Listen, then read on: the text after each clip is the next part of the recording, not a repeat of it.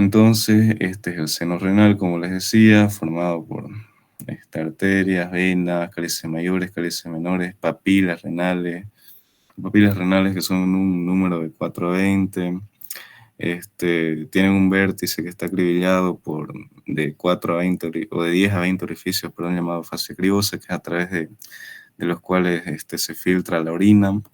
Los cálices menores que desembocan en los cálices mayores me forman la pelvis renal y de la pelvis renal nace el uréter. Luego del seno renal, en la parte periférica tenemos la corteza renal o la zona periférica del riñón, que esta va a presentar, como pueden ver aquí, las pirámides renales.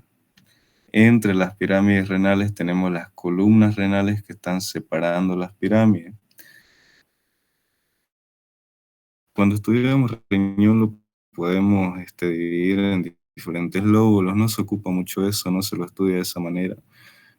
Órganos que se segmentan en lóbulos y que se los estudia de esa manera son como ya habrán estudiado lo que es el pulmón, lo que es el hígado, etcétera. Pero en este caso de los riñones no lo hacemos así. Sin embargo, se puede hacer la segmentación o la división en lóbulos. Un lóbulo renal está constituido por una pirámide renal y la porción de corteza que la rodea. En una persona adulta existen de 4 a 5 lóbulos, simplemente. Sigamos, eso es configuración interna y ahora vamos con conductos excretores del riñón.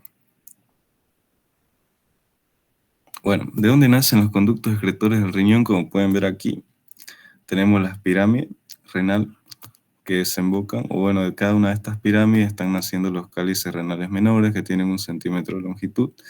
Los cálices renales menores van a desembocar ¿dónde? En los cálices renales mayores, que son de 3 a 4, se forman por la unión de 2 a 4 cálices menores. Y estos cálices mayores se van a unir y van a formarme, ¿qué cosa? La pelvis renal, que es esta parte de aquí. Y la pelvis renal va a dar nacimiento, va a dar origen a los uréteres. Entonces, de esa manera se está formando el uréter. Cálices menores que vienen de las pirámides, cálices mayores. Las cálices mayores se unen y forman la pelvis renal. Y la pelvis renal que va a dar nacimiento a los uréteres. Ahora la irrigación de lo que es el riñón va a estar dado por quién, por la arteria renal, lo que es rama de quién, de la aorta. Son ramas pares viscerales de la aorta. Y son dos, pero no tenemos una arteria renal izquierda y una derecha. El retorno venoso se da a través de las venas renales que desembocan en la cava inferior. También tenemos a nivel de la glándula suprarrenal su propia irrigación dada por las arterias suprarrenales superior, media e inferior y por las venas del mismo nombre, ¿no?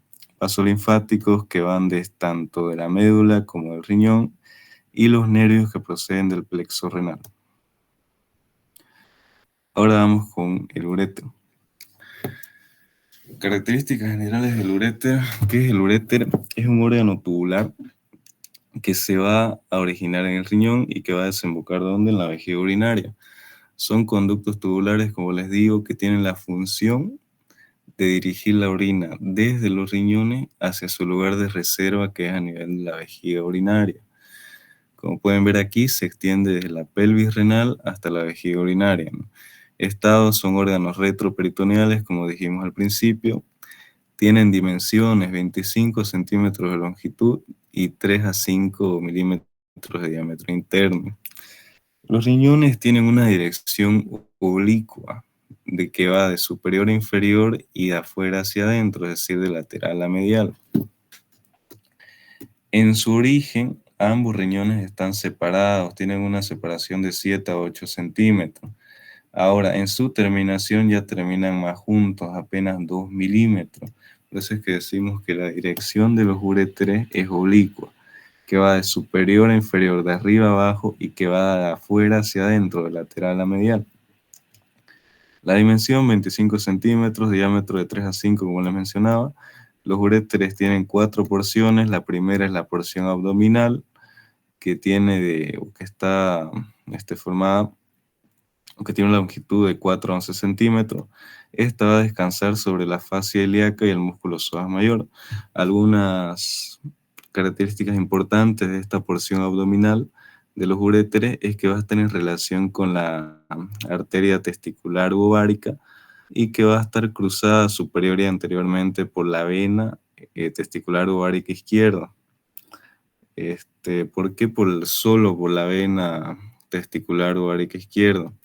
Hay una característica o, bueno, algo importante, que es que la vena testicular ovárica izquierda desemboca en la vena renal izquierda. La vena testicular u ovárica derecha desemboca directamente en la cava inferior, eso tómenlo en cuenta. Hay diferencia entre ambas. Vena testicular ovárica izquierda desemboca en la vena renal izquierda. Vena testicular ovárica derecha va a desembocar en la cava inferior.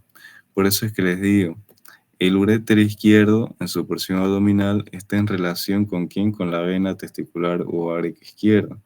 El uréter derecho no va a tener esa relación porque su vena, es decir, la vena testicular ovárica, desemboca directamente en la cava inferior. Ahora, la porción ilíaca, que es la segunda porción de los uréteres, tiene de 3 a 4 centímetros de longitud. Característica importante es que pasa anteriormente a los vasos ilíacos y en algunos casos al receso intersimoideo. Ahora, en esta porción ilíaca podemos encontrar el punto ureteral. ¿Qué es el punto ureteral? Es el punto en el que el uréter está más cercano a la pared abdominal anterior. Entonces, ¿dónde está ubicado el punto ureteral? En la porción ilíaca del uréter. ¿Qué es el punto ureteral? El punto en el que el uréter está más cercano, más próximo, que se aproxima más a la pared abdominal anterior. Luego tenemos la porción pélvica que mide 13 a 14 centímetros, presenta un segmento parietal, un segmento visceral. Y por último tenemos la porción vesical o también llamada porción intramural, que mide de 10 a 15 milímetros. Esta es la porción este, que termina básicamente, o que penetra en la pared de la vejiga, ¿no? Nos sigamos. ¿Tiene alguna duda hasta aquí?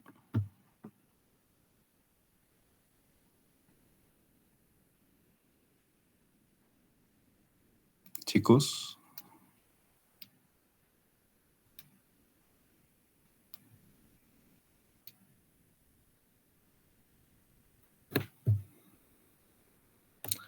Bueno, si no hay ninguna duda, seguimos, ¿eh? Luego tenemos la vejiga urinaria. La vejiga urinaria es un órgano o es un órgano de reserva, también llamado reservorio de la orina. La vejiga urinaria, ¿dónde va a estar ubicada? Va a estar situada, ubicada a nivel de la cavidad pélvica, es decir, es un órgano pélvico. En este espacio, en esta cavidad, es donde se acumula la orina en el intervalo entre micciones, ¿no? Sobresale hacia la cavidad abdominal una vez está distendida, tiene una forma variable dependiendo de la edad, sexo o si está llena o vacía. Las relaciones de la vejiga van a depender mucho sobre si está vacía o si está distendida, es decir, si está llena de orina. Tiene una capacidad fisiológica entre 150 y 500 centímetros cúbicos y una capacidad máxima de 2 a 3 litros. Es decir, capacidad fisiológica se refiere a la capacidad que tiene la vejiga urinaria de acumular orina hasta un punto en el que ya haya deseo de orinar. Es decir, hasta 500 centímetros cúbicos la persona ya siente el deseo de ir a orinar. Sin embargo, puede distenderse, es decir, puede aumentar su capacidad máxima hasta 2 a 3 litros. Configuración externa, como les mencionaba al principio, es todas las características que podemos ver a simple vista, es decir, sus caras, sus bordes, sus extremos, sus ángulos externos, ¿no? Presenta 3 caras, 3 bordes y 3 ángulos, en este caso la vejiga. Tiene una cara superior que es cóncava y triangular. La cara superior de la vejiga va a estar en relación con el extremo inferior o extremo terminal del peritoneo, con la parte más inferior del peritoneo, y está revestida por este peritoneo, va a estar en relación con las asas intestinales, con el colon sigmoides, con la porción inicial del colon ascendente y con la porción final del colon descendente. En el caso de las mujeres, va a estar en relación con el cuerpo del útero y con los ligamentos anchos del útero. La cara anterior, o anteroinferior, perdón, está ubicada posteriormente al pubis, posteriormente a la sínfisis púbica. y entre la vejiga urinaria y el pubis se va a formar un espacio llamado espacio retropúbico retio. Este espacio más que todo está lleno de tejido celular laxo. Entre la cara anteroinferior y el pubis encontramos una lámina llamada lámina umbilico prevesical. Y esta lámina lo que va a hacer básicamente es dividir o diferenciar o separar a la vejiga urinaria del pubis. Entonces, en la cara anteroinferior está en relación anteriormente con el pubis y encontramos el espacio retropúbico retio. Está unida también a la pelvis a través de dos ligamentos, que es el pubo prostático en el hombre y los pubos vesicales en la mujer. En su cara posterior inferior es también conocido como fondo de la vejiga urinaria. Tiene una forma triangular en cuyo vértice desemboca la uretra. Bueno, no desemboca la uretra, sino que se forma la uretra. O que se desprende la uretra de la vejiga. En el hombre se corresponde con los uretres, la próstata y las vesículas seminales, está en relación con ellas, y en la mujer está en relación con el cuello del útero y descansa sobre la vagina. Un detalle muy importante aquí en la cara anteroinferior que olvidaba mencionar es que la cara anteroinferior en su porción más inferior va a estar en relación en el hombre con el recto. Entre la vejiga y el recto se va a formar un espacio llamado fondo de saco de Douglas. Este fondo de saco de Douglas corresponde, como les mencionaba, al extremo terminal del peritoneo. Es un espacio, una cavidad, donde está ubicado el fondo de saco de Douglas, en el caso de los hombres, entre la vejiga y el recto. Ahora, en el caso de las mujeres, entre la vejiga y el recto tenemos el útero.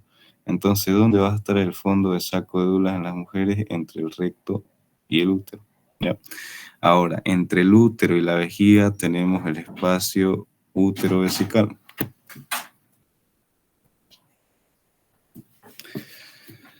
Seguimos con los bordes laterales, están rodeados por la arteria umbilical y en los hombres por los conductos deferentes. El borde posterior, en el caso de los hombres, está abrazando al recto y en el caso de las mujeres está en relación con el istmo del útero y con el cuello del útero también.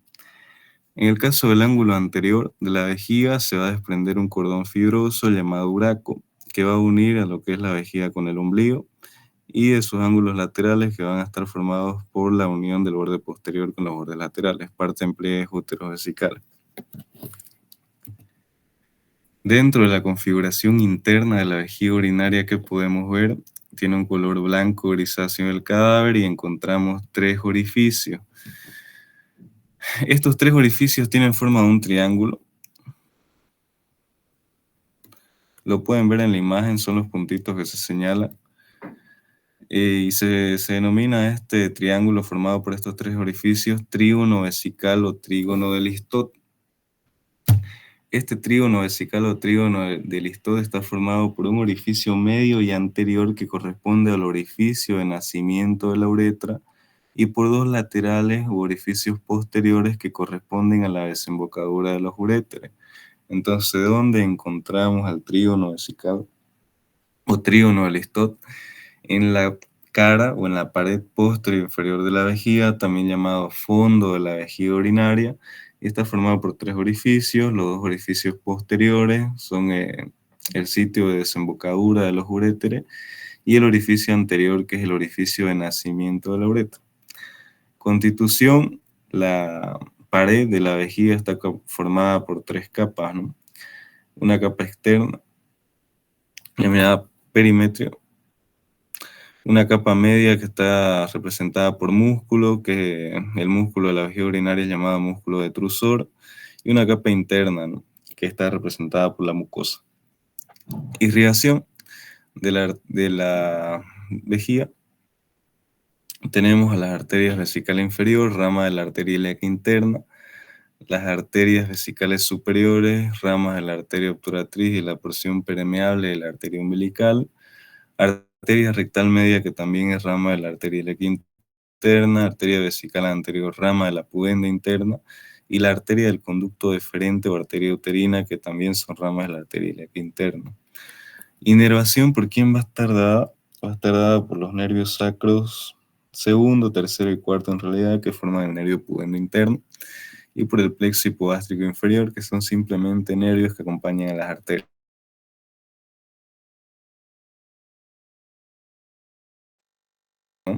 Fíjense que está el triono y que del orificio inferior se está desprendiendo lo que es la uretra. ¿Qué es la uretra? Lo vamos adelantando, es el conducto excretor de la vejiga urinaria. Es el conducto que va a dirigir la orina desde su reservorio, es decir, desde la vejiga hacia el exterior, ¿no? Entonces eso es lo que podemos ver en la imagen. El conducto que ven abajo se llama uretra. Entre la vascularización y inervación en este caso es de los uréteres, tenemos a las arterias renales, las arterias gonadales, es decir, testicular ovárica, que le irrigan al urétero. Por si acaso esto es el urétero, ya solo que está un poquito mal la diapo. Las arterias gonadales irrigan la porción abdominal de los uréteres. La arteria ilíaca común, la porción ilíaca. Las arterias vesicales, la porción vesical o intramural, y la arteria del conducto de frente o arteria uterina, que va a irrigar la porción pélvica.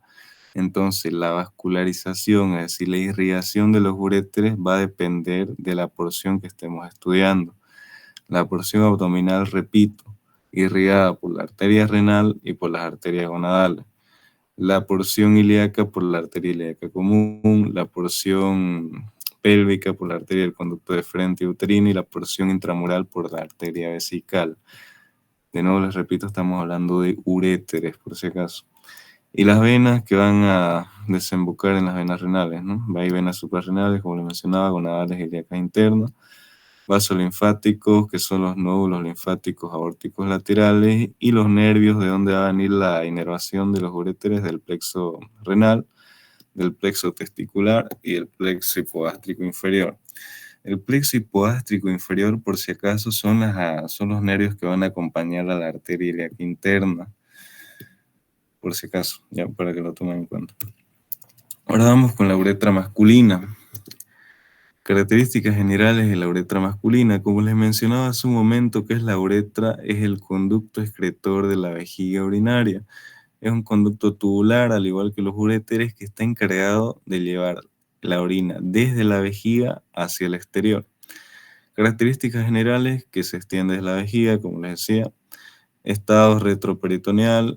Dimensiones: en el caso de los hombres, estamos estudiando uretra masculina, 16 centímetros de longitud cuando el pene está flácido. Tiene un calibre irregular, enseguida vamos a ver por qué, porque tiene segmentos dilatados y tiene segmentos estrechos. Y tiene forma de una letra T invertida. ¿Dónde nace la uretra? En la vejiga, en el ángulo inferior de la vejiga. Constitución: tiene una capa muscular interna, fibras longitudinales, externas, fibras circulares, y tiene un esfínter uretral interno y un esfínter uretral externo. Eso es importante también. El esfínter uretral interno va a recibir inervación involuntaria, por así decirlo, del sistema nervioso vegetativo. Y el esfínter externo lleva a recibir inervación motora consciente, es decir, voluntaria. El esfínter externo de la uretra es el que nos permite aguantarnos, por así decirlo, las ganas de orinar. Es voluntario, nosotros lo podemos contraer para impedir que haya micción, o también podemos voluntariamente relajarlo para que haya micción. En cambio, el esfínter uretral interno es involuntario, es inconsciente. Esa diferencia es importante.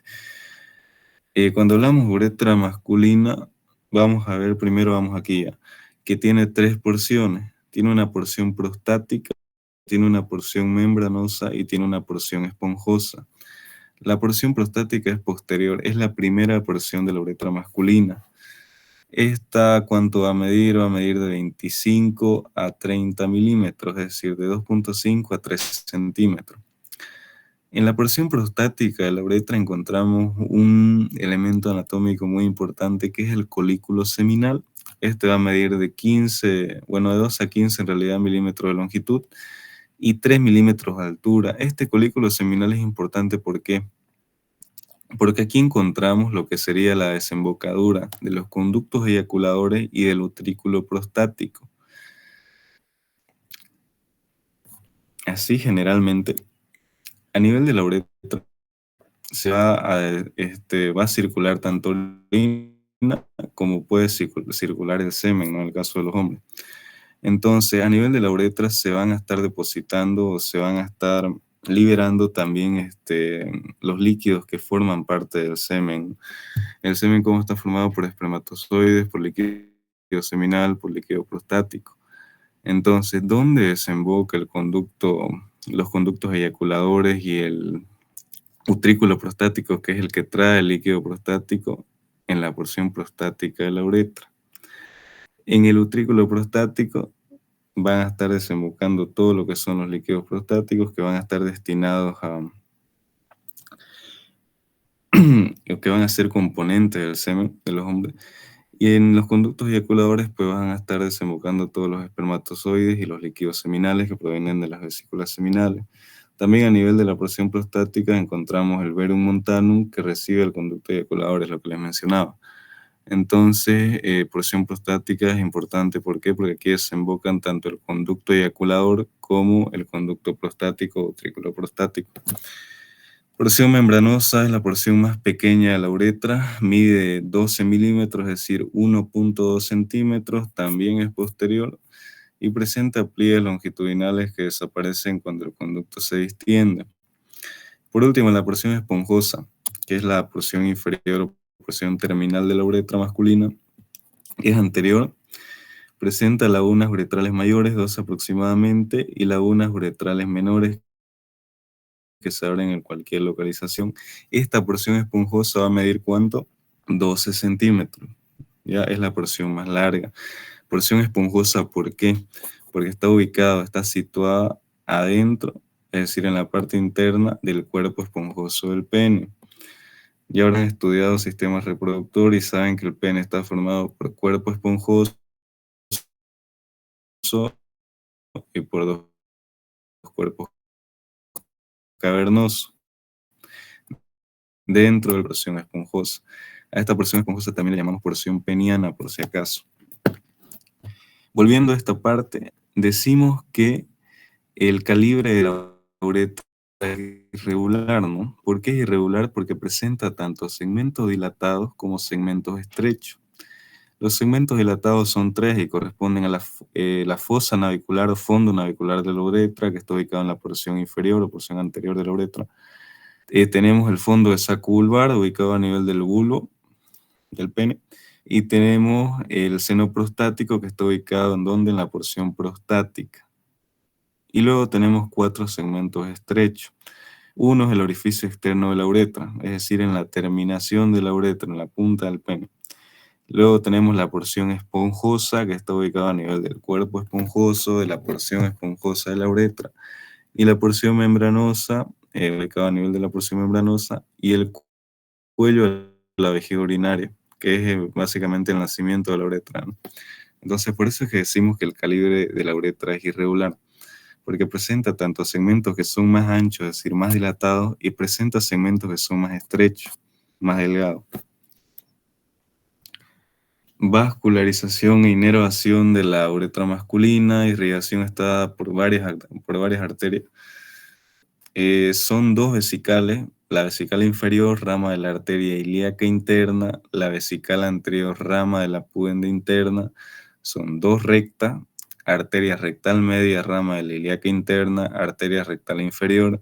Son dos vulvares, arteria del bulbo del pene, arteria del bulbo uretral, y es la arteria dorsal del pene. Son 7 arterias en total que irrigan a la uretra masculina. Las venas que proceden de la vena dorsal profunda del pene y los plexos venoso prostático y seminal, ¿no? Vasos linfáticos, nódulos linfáticos inguinales o ilíacos externos, y los nervios que proceden del plexo prostático, que proviene del plexo hipogástrico inferior, como les mencionaba hace un momento. El plexo hipogástrico inferior son los nervios que acompañan a la arteria ilíaca interna y a sus ramas, ¿no? También tenemos otros nervios que inervan a la uretra, que son el nervio perineal y el nervio dorsal del pene. Por último, y para terminar, tenemos a la uretra femenina. La uretra femenina es mucho más corta que la uretra masculina por obvias razones, ¿no? Se extiende desde la vejiga urinaria hasta la vulva. Tiene un estado retroperitoneal, tiene una dimensión de 3 centímetros de longitud, un diámetro interno de 7 milímetros y una dirección ligeramente oblicua. Va a tener dos porciones, una porción intrapélvica situada superiormente al diafragma pélvico, es decir, a los músculos que forman el diafragma pélvico, y una porción intraperineal que ya es la que va a desembocar en la vulva, ¿no? Se une a la vagina a través del tabique uretrovaginal, perdón. A nivel de la uretra femenina tenemos a las glándulas de Skene, por si acaso. Ahora, perdón. Vascularización e inervación de la uretra femenina. Tenemos en la irrigación que está por la arteria vesical inferior, como les decía, rama de la arteria ilíaca interna, arteria vaginal, rama de la ilíaca interna, arteria vesical anterior, rama de la arteria pudenda interna, arteria del bulbo, del vestíbulo, perdón, y arteria vulvouretral. Venas que proceden del plexo venoso preuretral, plexo venoso vaginal, vaso linfático, que son los nódulos linfáticos externos e internos, también los inguinales, y nervios que proceden del plexo hipogástrico inferior y del nervio pudendo. Ahora, para repasar un poco, ¿por qué el riñón derecho se encuentra más deprimido? Es decir, ¿por qué el riñón derecho está situado más inferiormente al riñón izquierdo? ¿Quién la puede responder esta? Por el hígado. Por la presión que ejerce el hígado sobre el riñón derecho, exactamente. Las glándulas de Skene están presentes ¿en dónde? ¿En hombres, en mujeres o en ambos? Mujeres. Solo en las mujeres, exactamente.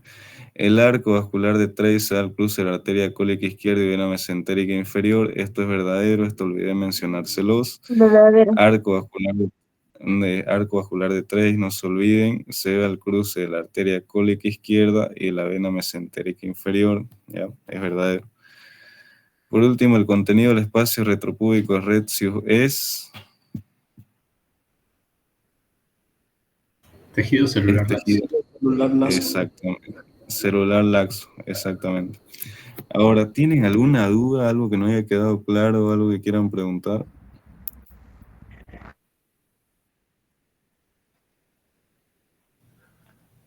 Auxi, una preguntita. Pregunta. ¿Hay una diferencia entre pelvis renal y los uréteres? O sea, ¿hay algún accidente anatómico donde se diga que aquí termina la pelvis renal y empiezan los uréteres? ¿O es porque Sí, no? sí. La pelvis renal es básicamente el extremo inicial de los uréteres. ¿Qué es lo que sucede? Uréter se conoce cuando sale del riñón. Una vez que está fuera del riñón, ahí ya se le denomina uréter. Pero la parte interna, donde está naciendo básicamente el uréter, se le denomina pelvis renal.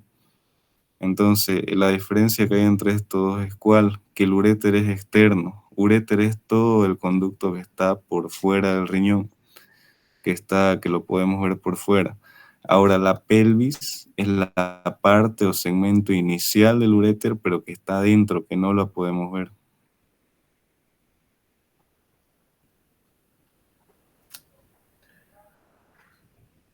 Gracias, Auxi. ¿Tiene alguna otra pregunta?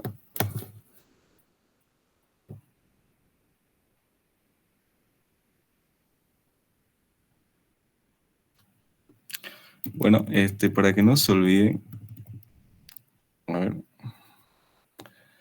mañana se va a hacer una resolución de preguntas de examen, les recomiendo que entren. Está a cargo del auxiliar Eduardo Tapia, ¿no? Se va a hacer por esta misma vía, que es vía Meet. Mañana a las 7 de la noche, preguntas de examen de todo el segundo parcial. Así que están invitados, ya saben. ¿Tiene alguna pregunta o con esto terminamos?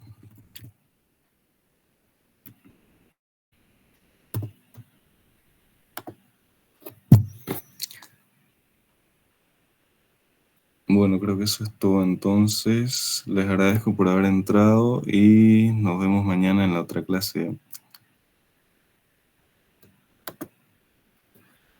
Gracias, Auxi. Hasta luego, chicos. Espero que les haya gustado y que haya sido de utilidad para ustedes. Suerte en su parcial ya.